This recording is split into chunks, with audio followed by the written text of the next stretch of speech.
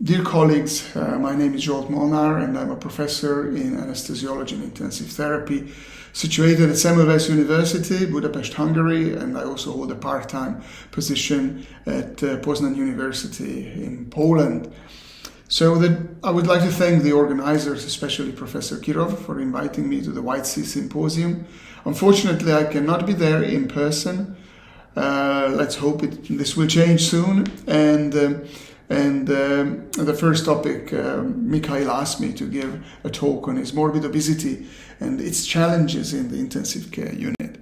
So regarding the background, according to the WHO's 2016 survey, obesity is a pandemic of today, and 39% of the population is obese and 13% is morbidly obese.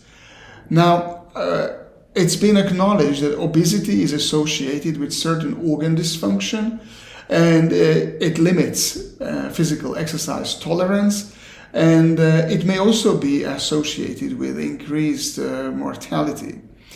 However, this latter may not be the case, because it is not absolutely certain that obesity is bad for you, because obesity has some advantages like higher energy reserves, more anti-inflammatory mediators, better tolerance of stress, the renin-angiotensin system activation, and so on, muscle preservation. So in general, obese people potentially have more reserves, and this may reflect in better survival. And this is what is called obesity paradox, and I will definitely touch this topic later, and I will finish my talk by give you my philosophy on this obesity paradox. So obesity is classified according to the body mass index, and you can see that it goes from being overweight to obese to super obese. So this is the classification. And when you look at the super obesity on the intensive care unit, you can see that indeed the higher the BMI, it is associated with a significant increase in ICU length of stay, hospital length of stay, and days on mechanical ventilation. So seemingly these patients do worse than those who are, as the BMI increases. However, you can't see it here because my picture is overlapping. But death, trust me, there was a non-significant difference between these cohorts. So there is impaired outcomes in some extent, but death may not be affected by that. Now, days on invasive mechanical ventilation is an important issue, and let's look at the challenges, what morbid obesity means when we talk about invasive mechanical ventilation. So first of all, obesity means a challenge from the diagnostic point of view. So patients are most often admitted to the ICU, obese patients with pulmonary complications. And if you look at the interpretation of that scenario, these patients who are admitted to the intensive care unit, you can see that the higher the BMI, the more frequent the pulmonary complications, and these patients require more ventilatory support, especially non-invasive ventilatory support. Now, let's dig into this topic a bit further. The first challenge is the diagnostics. The higher the BMI, you can see that the interpretation of the chest X-ray becomes more difficult. And if you want to do advanced radiology like CT or MRI, there is another challenge that the trolley of the CT scan cannot handle really super obese patients. So the number one challenge is diagnostic challenge. We must be aware of that. So the second one, you decided to intubate a morbid obese patient. That is a challenge on its own. And the way to predict difficult intubation, obviously there is malempathy, but neck circumference has also been shown to be a very good indicator of problematic intubation.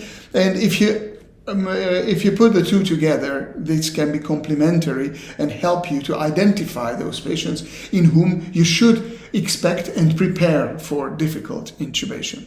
Now you intubated your patient, so the next challenge is how to put them on mechanical, how to intubate them, and how to handle the start of mechanical ventilation in these patients.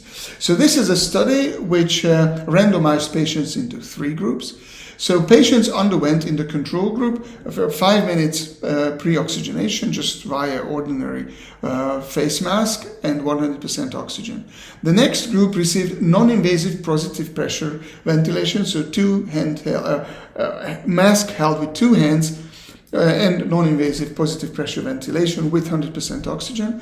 And the third group received the same pre-oxygenation strategy, but after intubation they received a recruitment maneuver.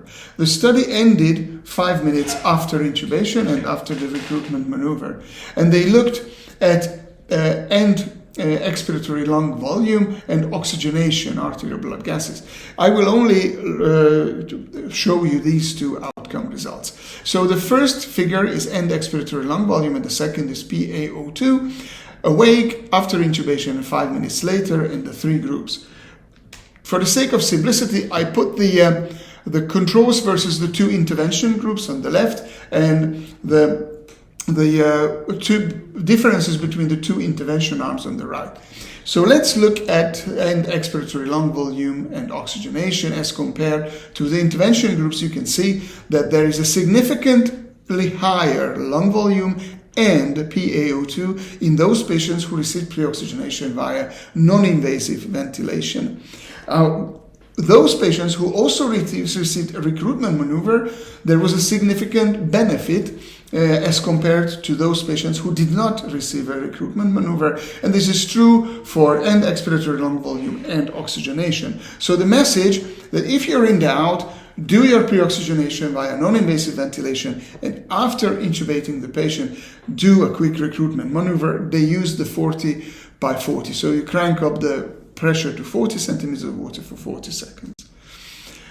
Now, you ventilated your patient on the ICU or in the operating room, doesn't matter, and then you are about to extubate your patient. So what would be the best strategy? This is a very clever study.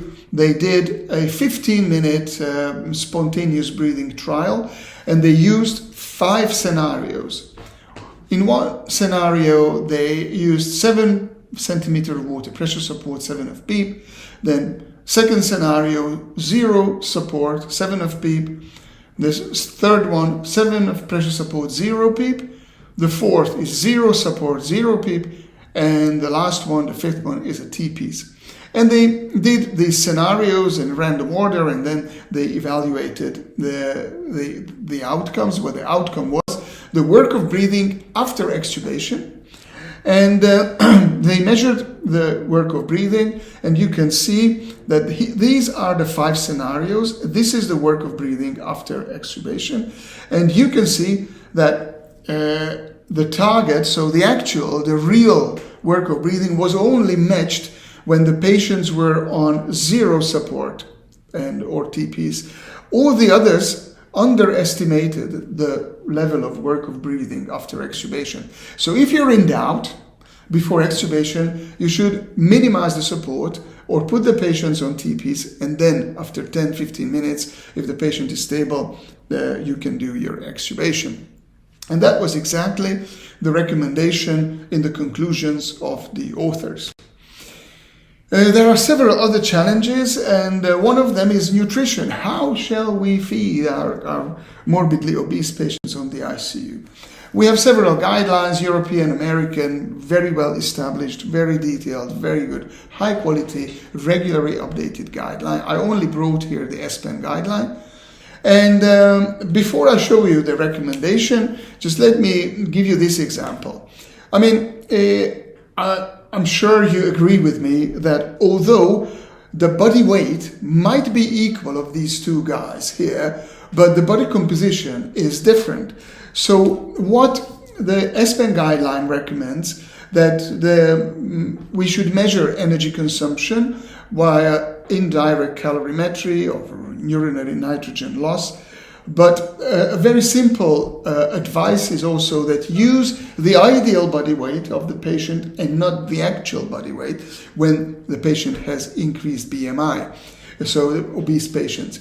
And then, because you want to feed really the muscles and not the fatty tissue, and you can easily overfeed your obese patient if you target energy intake according to actual body weight. Now, as I said, there are several challenges, and I have no time to go through each and every single one of them, because all of these, which are listed here, can be challenging. But I'm a bit biased here, and I picked one. I will pick another one later. I picked perioperative management, because the reason why I picked that, because we published meta-analysis on this topic a few years ago, and we looked into bariatric surgery and the benefits of using transversus abdominis plain block as compared to systemic pain relief. So possibly you use TAP blocks regularly. It's an ultrasound guided, basically peripheral nerve block, and we pooled every data that was published in a randomized controlled fashion. And this is the first outcome. It was the post-operative pain. And regardless whether these studies assess the pain 1 hour after surgery or 24 hours, patients who received a TAP block had significantly lower visual analog scores. On average, it was the mean weighted mean difference was 0.83, and these patients, so there was a significant less pain experience, and these patients required significantly less morphine, almost 8 milligrams less morphine during the first 24 hours as patients in the control group. These patients were easier to ambulate, to get out of bed and mobilize, more than 2 hours benefit here. And this meta-analysis took us into the ERAS, the Enhanced Recovery After Surgery guidelines on bariatric surgery. So now the guideline says that ultrasound-guided TAP block can decrease pain scores, opiate requirement, improve ambulation after bariatric surgery. And the reference 134 is our meta-analysis. And with this meta-analysis, this approach of opioid-sparing local anesthesia has received high recommendation with strong, again it's overlapping, trust me it is strong, so supported by strong level of evidence. So it's worthwhile doing meta-analysis in certain topics that can take you into the guidelines. Now, COVID-19. The first I want to share with you is again one of our basically most cited meta-analysis. That was very early days. In 2020, we had a radar on all COVID publications, which was overwhelming. It was unbelievable, extremely difficult to handle. But anyway, very early in the pandemic, we managed to collect a lot of articles, eventually included 24 articles, which looked into the importance of obesity in COVID-19 patients. And what we found that again, I'm sorry, the diamond cannot be seen because of me, but this is where PPT positioned my picture. So anyway, trust me that obesity had a strong and significant influence on ICU stay. And the odds ratio was 1.2, and it was statistically significant. So these patients had a higher chance to be admitted to the ICU. They had a double, the odds ratio was twice as high as compared to controlled but normal body weight patients to receive invasive mechanical ventilation. And that was basically not affected by the BMI. So obesity on its own, regardless whether it was obesity or super obesity, the odds ratio was around 1.8 to even 6, almost almost 6 in this BMI group. So there is a significantly increased risk regardless of the BMI group to these patients to end up on mechanical ventilators. However, we could not find an effect on mortality, just like in this study, a smaller study, but nevertheless more than 400 patients. And those patients who had higher BMI, they had a increased length of stay and more ICU admissions, but mortality was non-significant. And what was extremely interesting in that study, look at the Kaplan-Meier curve. And the Kaplan-Meier curve shows a very interesting feature, that there was no difference in the probability of survival of non-obese and obese patients up to day 20. So during the first 3 weeks, the groups went in a parallel fashion. But after the third week, you can see that obese patients did not tend to die, while normal body weight non-obese patients dropped out as we went along in time. And that was confirmed in or at least reassured in non-COVID patients. This is a huge cohort, thousands of patients who were included in this Chinese cohort. And what you see here is the survival probability of underweight to morbidly obese patients. And surprisingly, obese patients did best. So obese and morbid obese patients had the best survival probability. Non-obese patients and in fact underweight patients had the worst chance for survival. So does it mean that obesity is good for us? Well, before I answer that question, I want to highlight one very important challenges of obesity in intensive care, and this is nursing care. And this has a special implication, especially in COVID-19 patients. So to demonstrate how important this is, I will share with you our own data collected in Eastern Europe. I will give you the details. But before that, let me show you a Western European data, very similar to what I will show you in a minute. So more than 500 patients from 7 ICUs, 3 Western European countries. The ICU mortality was 36%, and the ICU mortality of the mechanically ventilated patients was 42%. Now, we did a similar study in Eastern Europe. These are the 6 countries and the 11 ICUs, which contributed more than 2,000 patients. That was a retrospective study. We have the SEPS East initiative here in Eastern Europe. And unfortunately, Russia was not in there, Romania was not in there, Serbia was not, but the other countries were in. And look at the outcome data of these more than 2,000 patients. So the ICU overall mortality was 56%. And if we compare that to the very consistent Western European data, and I showed you only the Mesotem paper, but there are other papers with more or less similar data, we have a 20% higher overall ICU mortality than Western Europe. Now, this is in relative terms, this is even worse. It is the absolute, our patients have an almost double chance of dying than in Eastern Europe. And the ventilated patients, this is even worse. It's absolute value of 24% higher, 66% versus 42%. So obviously, we should take these numbers seriously. We are aware that the data is not representative and so on, but we should take this data seriously. And we asked the participating centers, doctors, that how would they explain what is the reason why we performed,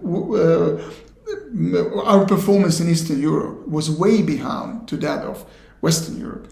And there was an almost anonymous decision that it is the lack of specialized nurses, and the second one was lack of intensivists. So this is the personnel. And if we consider that we are lacking nurses, this is how obesity comes in the picture, because in this cohort, the mean BMI was 30. So 50% of our patients were morbidly obese or super obese.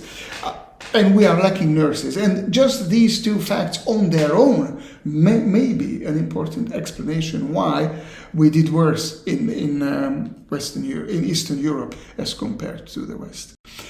However, nothing is impossible. This is, in fact, a Polish patient on our own ICU here at Semmelweis University. This patient weighed 200 kilos or more. We couldn't put him in a CT for that particular reason. But after several weeks of treatment, our wonderful team got him out of bed, and now this patient is slowly recovering and hopefully leaving ICU soon. So this is Hubert, the patient, and our wonderful intensive care therapy team. And my very last slide and my final thought is the following. So we talked about obesity paradox, which means that these patients seem to do better. Now, let me give you my explanation. This is an obese guy. We agree with that. Now we can call him Mr. Fat. In the UK there is a series, the Mr. Man and Little Miss series. It's a wonderful little book for children, but it's also very funny for adults. Anyway, so this is Mr. Fat. And this lovely lady, we can call her Little Miss Skinny. Now look at the feature of these two pictures. Obviously we can call Mr. Fat Mr. Happy. He looks to life with great joy, right? Now, Little Miss Skinny, to achieve this skinny body structure, this is what he is eating as compared to this guy, and he goes to the gym every day. So basically, she is suffering a lot to be in that Little Miss Skinny shade. So we can call her Little Miss Miserable. And I think it has a very important message for us doctors, because the psychological and the mentality of our patients might have a vital role in their recovery. And because obese patients have a much better attitude to life than underweight subjects, so this might be an explanation why obese patients do better on the ICU, and it might be just we can only give 50% to our patients to recover. The other 50% has to come from our patients' physical and mental and psychological reserves. And obesity might be just one of them. And with this, I thank you very much for your attention. And if I have a chance, I'm happy to answer any questions.